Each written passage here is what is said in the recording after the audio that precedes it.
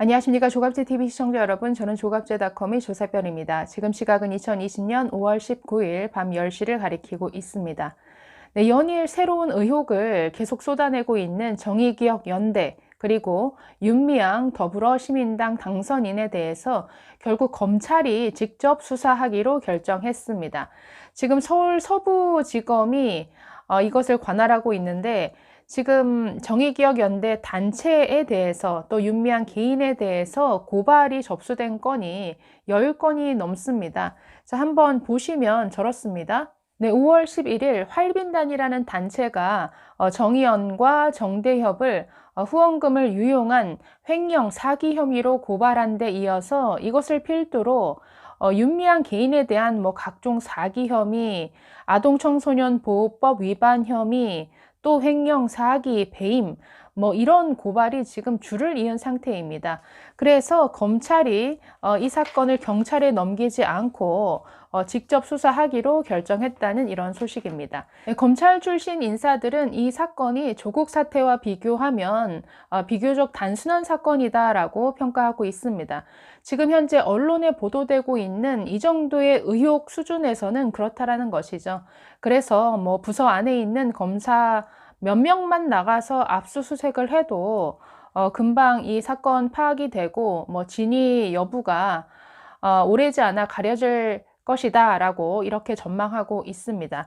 자, 지금 이 정의기억연대 그리고 윤미향 당선인에게 적용 가능한 혐의는 크게 두 갈래로 나뉩니다.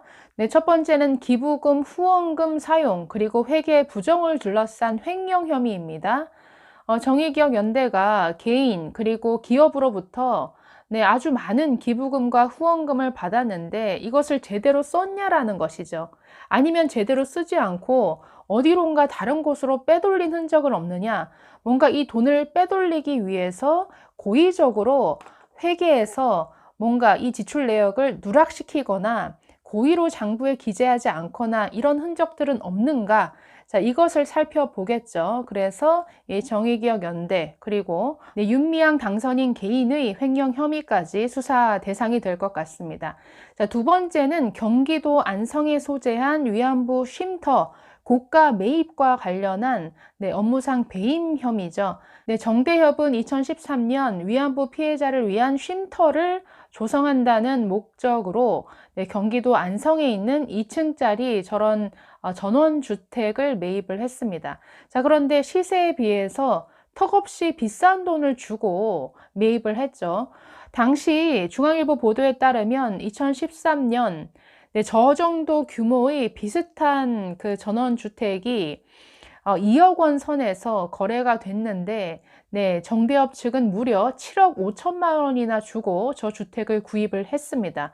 그리고 저 부동산 거래를 중개했던 사람은 이 윤미향 씨 부부와 아주 친한 관계에 있는 현재 이번 총선에서 민주당 후보로 당선이 된 이규민 당선인의 중개로 시세보다 무려 3배나 비싸게 7억 5천이나 주고 저 전원주택을 구입을 한 것이죠.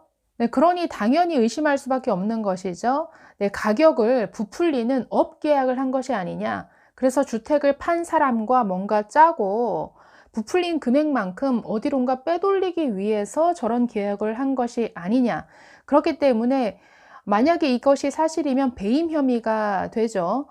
돈을 빼돌림으로써 그만큼 이 정대협 측에 이 단체에 그만큼의 손해를 안긴 것이 되니까 이것은 업무상 배임 혐의가 됩니다. 검찰이 이 사건을 경찰에 넘기지 않고 직접 수사하기로 결정한 것은 뭔가 증거인멸의 우려도 있기 때문인 것 같습니다. 지금 정의연 그리고 정대협이 관련된 회계 장부를 고친다든지 또 지금 윤미향 씨 남편 같은 경우에는 과거 자신이 올렸던 수원신문에 게재했던 여러 기사들을 삭제하거나 여러 글들을 지금 없애고 있는 중인데 이런 증거인멸의 우려가 있기 때문에 조속히 지금 수사에 착수한 것으로 보입니다. 오늘도 윤미향 당선인의 거짓말은 계속됐습니다. 굉장히 여러 매체에 출연하고 있는 걸 봤는데요. 뭐 CBS의 김현정 뭐 라디오 쇼라든가 TBS의 김어준 씨가 운영하는 뭐 뉴스공장, 그리고 JTBC 뉴스룸에도 출연을 했었습니다.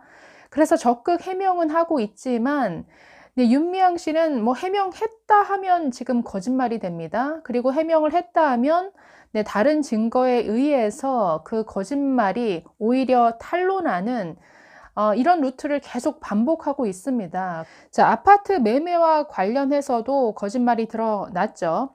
자, 윤미향 당선자는 정대협 대표 시절인 2012년 4월에 경기 수원시 아파트를 2억 2,600만 원에 경매로 구입을 했습니다. 자, 그런데 미래통합당의 곽상도 의원이 이 아파트 구매 대금의 출처를 문제 삼았죠.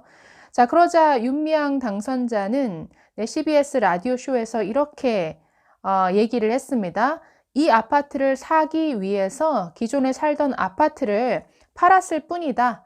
그 아파트를 판 자금을 가지고 이것을 산 것이다 라고 해명을 했는데, 이것이 거짓말이 되어 버렸습니다. 자, 왜냐하면 기존 아파트를 판 시점이 오히려 이 아파트 경매가 완료된 지 무려 8개월이나 지난 시점에 매매가 이루어졌다라는 것이죠. 자, 이렇게 되자 윤미향 씨는 자신의 해명 자체를 바꿔버립니다. 내가 잘못 알았다.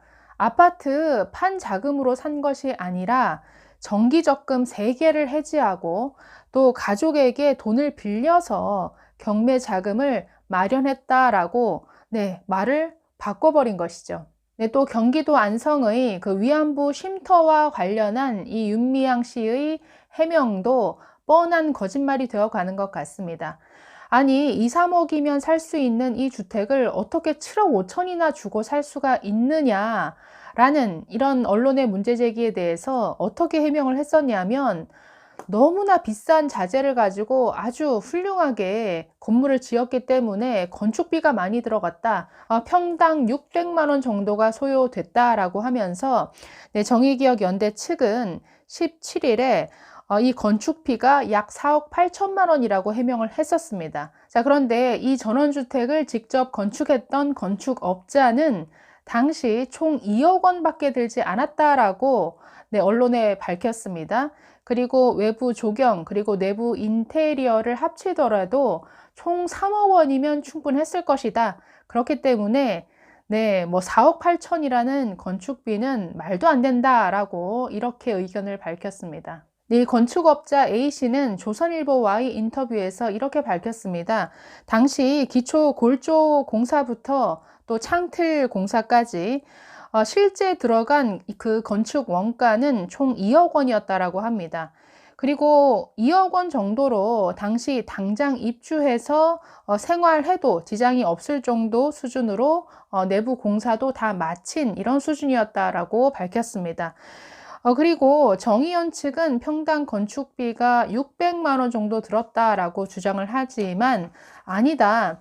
뭐 그들 주장대로 좋은 자재를 쓰기는 했지만, 그렇다 하더라도 모든 비용을 아주 최대한으로 잡아도 평당 그 원가는 400만 원에 미치지 못한다라고 이렇게 밝혔습니다. 정대협은 지난달 7억 5천에 산 이 전원주택을 4억 2천만 원에 매각을 했습니다. 그렇기 때문에 뭐 이 전원주택의 시세 자체가 뭐 최대한 잡아도 4억 정도라는 거죠. 그리고 2013년도, 지금으로부터 무려 7년 전이니까 그 당시 가격으로 친다면 그 주변에 거래가 이루어졌던 거래가가 뭐 2, 3억 정도였으니까 실제로 2, 3억 정도면 살 수 있는 집을 왠지 모르겠지만 7억 5천에 구입했다? 이상할 수밖에 없는 희한한 거래죠. 또 저런 소식도 있습니다. 중앙일보 보도인데요. 아미가 기부한 패딩, 이용수, 곽예남 할머니 받지 못했다라는 이런 내용입니다. 저 아미는 세계적인 아이돌 그룹이 된 방탄소년단 BTS의 팬클럽 이름이 아미입니다. 자, 이 팬클럽은 2018년 12월 16일에 자체 모금한 돈 1,100만 원을 가지고 패딩 점퍼를 구입을 하고 또 방한용품을 구입을 해서 위안부 피해자 할머니들에게 전달해 달라라고 하면서 네, 정의기억연대 측에 기부를 했습니다. 그리고 당시 보도자료를 통해서 이런 내용을 또 공개하기도 했습니다. 자, 그런데 중앙일보 보도에 따르면 현재 경기도 광주에 있는 나눔의 집에 거주하는 할머니들에게는 저 용품이 전달이 됐지만 전국에 흩어져 사는 위안부 피해자 중에 일부는 저 내용을 전혀 모르고 있거나 제공받지 못했다라는 것이죠.